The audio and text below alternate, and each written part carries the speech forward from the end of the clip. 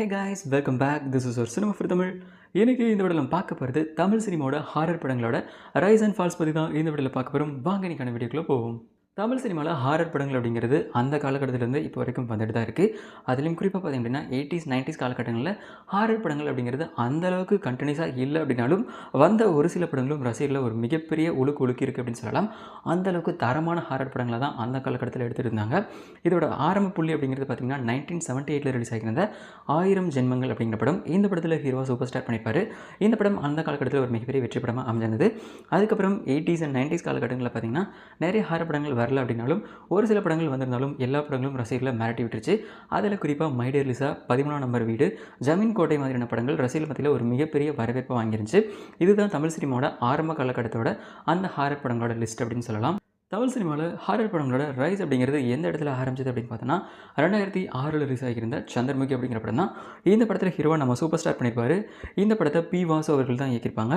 இந்த படம் இதுக்கு முன்னாடி வருஷம் கன்னடாவில் ரிலீஸ் ஆகியிருந்த அதே சேம் டைட்டிலில் பி வாசு அவர்களே தான் அந்த படத்தையும் எடுத்திருப்பார், இந்த படத்தையும் எடுத்திருப்பார். இந்த படங்கள் மலையாளத்தில் ரிலீஸ் ஆகியிருந்த மணிச்சித்திரதாளு அப்படிங்கிற படத்தோட அஃபிஷியல் ரீமேக்காக தான் 2 லாங்குவேஜ்லையும் எடுத்திருப்பாங்க. இருந்தாலும் மற்ற லாங்குவேஜ் படங்களை கம்பேர் பண்ணும்போது தமிழில் இந்த படம் ஒரு மிகப்பெரிய வெற்றி படமாக அமைஞ்சிருந்தது. அதுக்கு மிக முக்கியமான காரணம் என்ன அப்படின்னு பார்த்தோன்னா, எப்போவுமே காமெடி படங்களுக்கு ரசிகர்கள் மத்தியில் வரவேற்பு அப்படிங்கிறது அதிகமாக இருக்கும். அதே மாதிரி தமிழ் சினிமா ரசிகர்களுக்கு ஹாரர் படங்கள் அப்படிங்கிறது ரொம்பவே பிடிக்கும். ஆனால் இந்த சந்திரமுகி படத்தில் பார்த்திங்க அப்படின்னா ஹாரர் காமெடி அப்படிங்கிற ஒரு புதுமையான எலமெண்ட்டை கொண்டு வந்திருப்பாங்க. எனக்கு தெரிஞ்சு தமிழ் சினிமாவில் வந்த முழு நீள காமெடி ஹாரர் படம் கண்டிப்பாக சந்திரமுகி தான் ஃபஸ்ட்டு படம்னு நினைக்கிறேன். ஸோ அதுக்கப்புறம் பார்த்திங்கன்னா அந்த ஜானரை ஃபாலோ பண்ணி நிறைய பேர் அதே ஸ்டோரியில் படங்கள் எடுக்க ஆரம்பித்தாங்க. குறிப்பாக நம்ம லாரன்ஸ் பார்த்திங்க அப்படின்னா 2007 சேம், அதாவது முனி அப்படிங்கிற ஒரு படத்தை சூப்பரான ஹிட் படத்தை கொடுத்துருப்பாரு. அந்த படம் பார்த்திங்க அப்படின்னா காமெடி ஹாரர் அப்படிங்கிற ஒரு சூப்பரான டெம்ப்ளேட்டில் ரசிகர்கள் மத்தியில் ஒரு மிகப்பெரிய வரவேற்பு வாங்கிருந்துச்சு. இதை ஃபாலோ பண்ணி நிறைய பேர் ஹாரர் காமெடி படங்கள் எடுக்க ஆரம்பித்தாங்க. அதுலேயும் குறிப்பாக நம்ம சுந்தர்சி அவர்கள் பார்த்திங்க அப்படின்னா அரண்மனை அப்படிங்கிற ஒரு சூப்பரான ஃப்ரான்சைஸை ஸ்டார்ட் பண்ணியிருந்தார். நம்ம ஜி பிரகாஷ் பார்த்திங்க அப்படின்னா ஆக்டராக டெபியூட் ஆன ஒரு படம் டார்லிங். இந்த படம் ஹாரர் காமெடி பேஸ் பண்ணி தான் எடுத்திருப்பாங்க.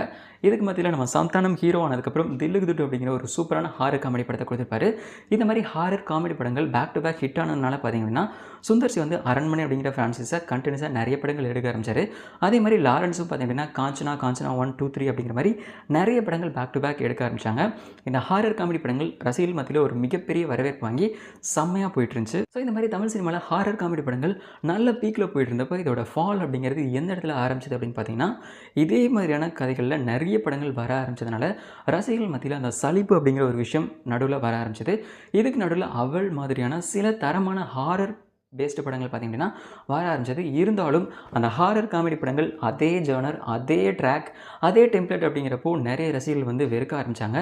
அதனாலே ஹாரர் காமெடி படங்கள் நிறைய வர ஆரம்பித்தாலும் எந்த படமும் ரசிகர்கள் மத்தியில் பெருசாக வரவேற்பு வாங்கலை.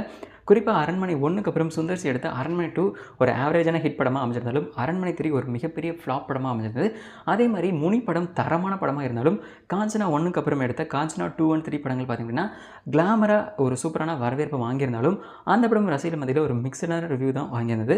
இதனாலேயே ஹாரர் காமெடி படங்களோட அந்த வரது அப்படிங்கிறதும் குறைய ஆரம்பிச்சது. ஒரு கட்டத்தில் பார்த்திங்கன்னா ஹாரர் காமெடி படங்கள் அப்படிங்கிறது வரதே நின்று போயிடுச்சு.